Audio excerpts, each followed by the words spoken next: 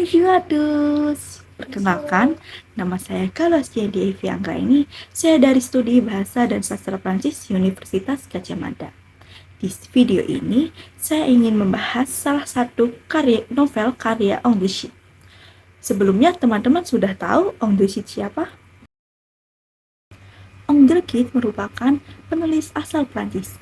Ia lahir pada tahun 1869 dan meninggal pada tahun 1951. Selama hidupnya, ia menulis lebih dari 50 karya, termasuk novel ataupun tulisan lainnya. Karya-karyanya dikenal berani karena membahas hal-hal yang jarang dibicarakan pada zamannya, atau lebih ke sensitif. Aung de Geus sering menulis tentang kebebasan diri, moral, dan perasaan manusia. Melalui tulisannya, ia mengajak pembaca untuk berpikir dan melihat hidup dari sudut pandang yang berbeda. Karena pemikirannya yang berpengaruh, Aung de Geus menerima penghargaan Nobel Kesusastraan pada tahun 1947. Sampai sekarang, karya-karyanya masih banyak dibaca karena isinya dekat dengan kehidupan manusia.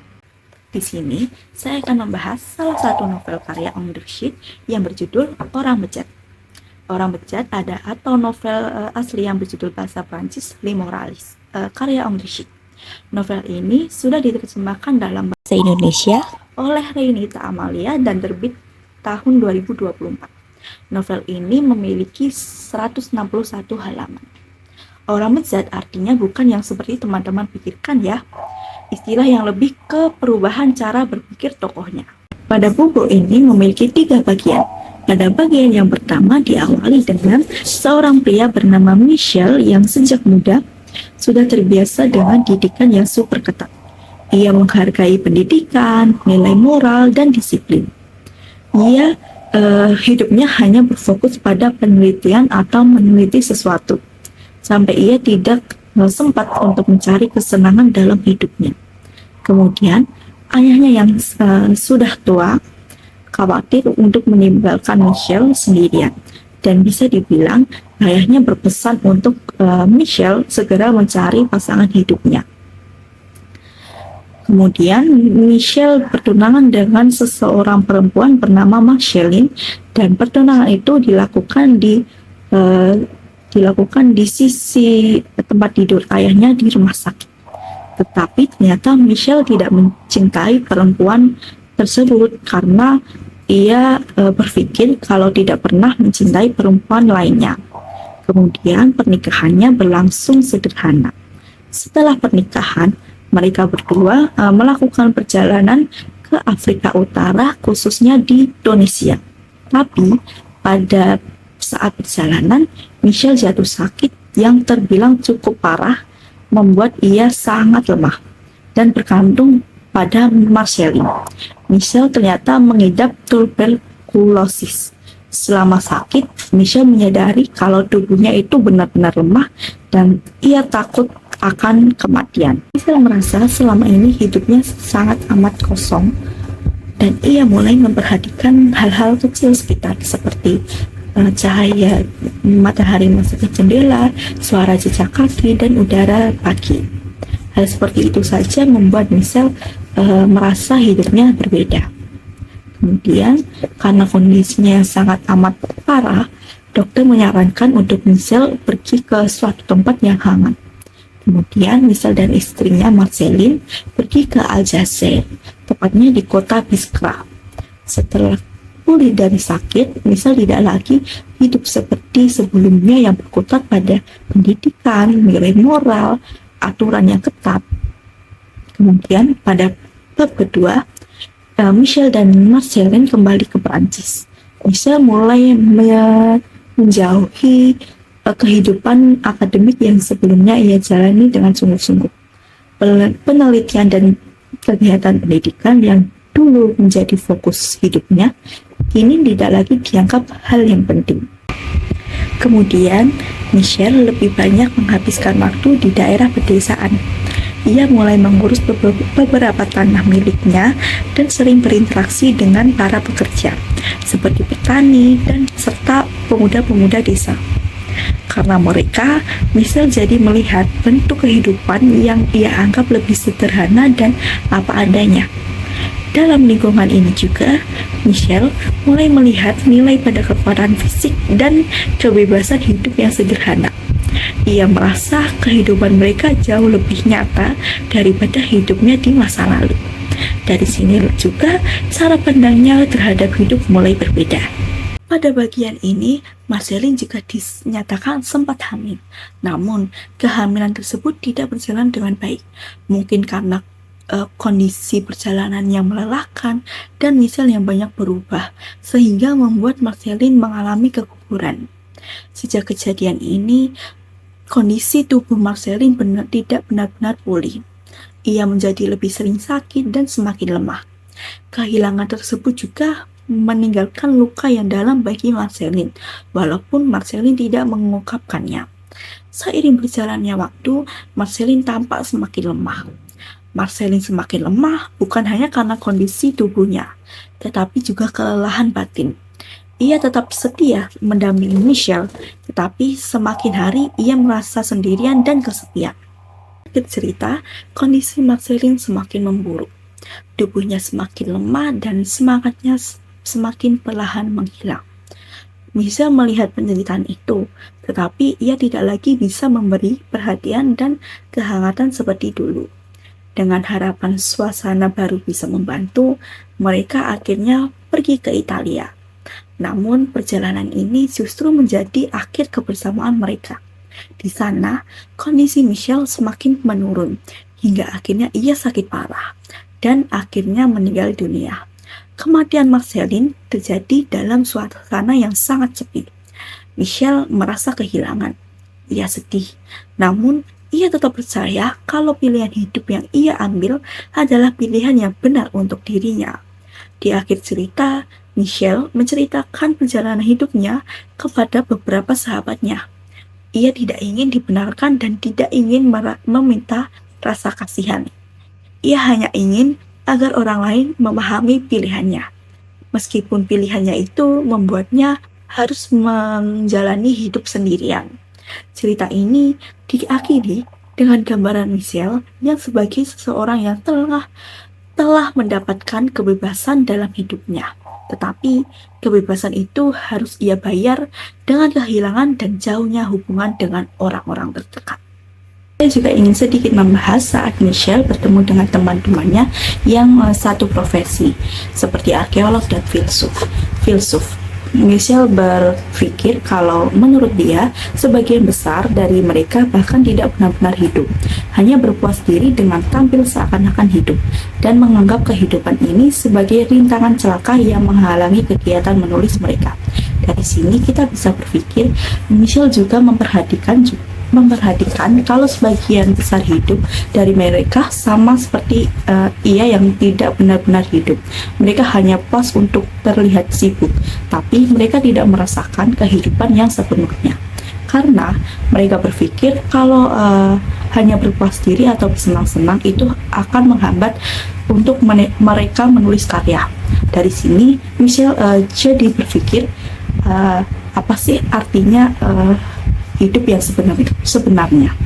Lalu menurut saya sendiri, mencari kebebasan, kenikmatan hidup, bersenang-senang dan menikmati hidup itu adalah cara agar kita bisa memperluas jaringan atau pengetahuan kita. Jadi hidup itu harus dinikmati, bukan hanya hidup yang monoton saja, agar karya yang dibuat bisa lebih bermakna dan lebih nyata. Dalam novel Orang Bejat ini, ceritanya lebih cenderung ke tenang dan sunyi. Ceritanya tidak memiliki konflik yang berat, tapi ada banyak alur yang berjalan pelan, membuat pembaca diajak mengikuti pemikiran dan perasaan tokoh. Saat membaca buku ini, menurut saya diperlukan fokus karena ada sedikit kalimat atau alur yang tidak terlalu jelas.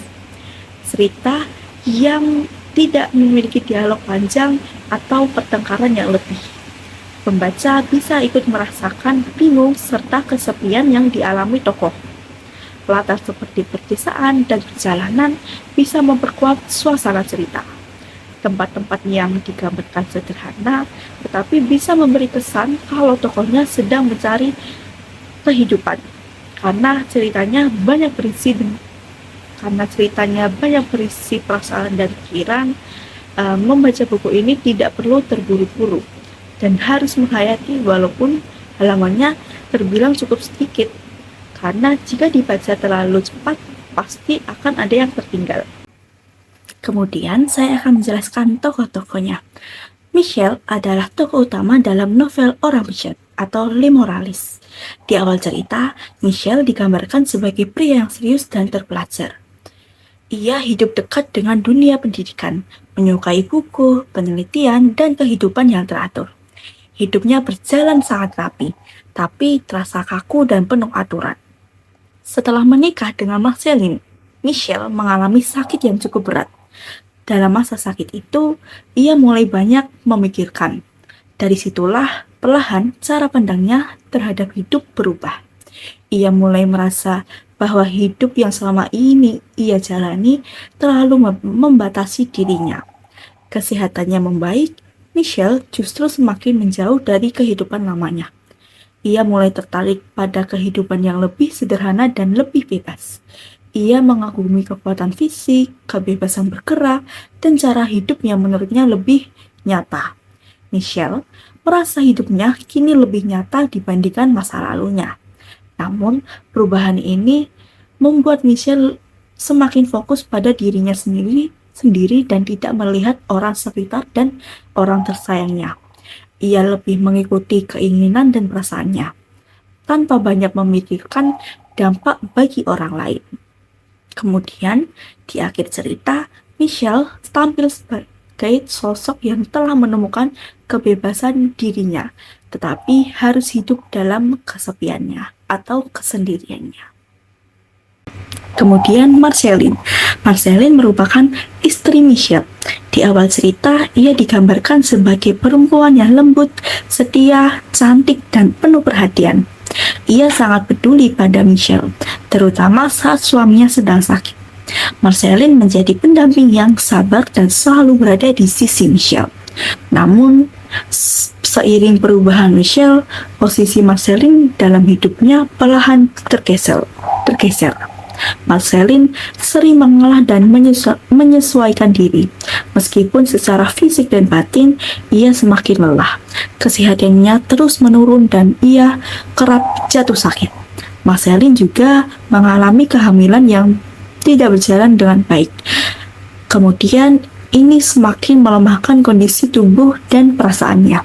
Tapi ia tetap mendampingi Michel, tetapi kedekatan di antara mereka tidak lagi sama.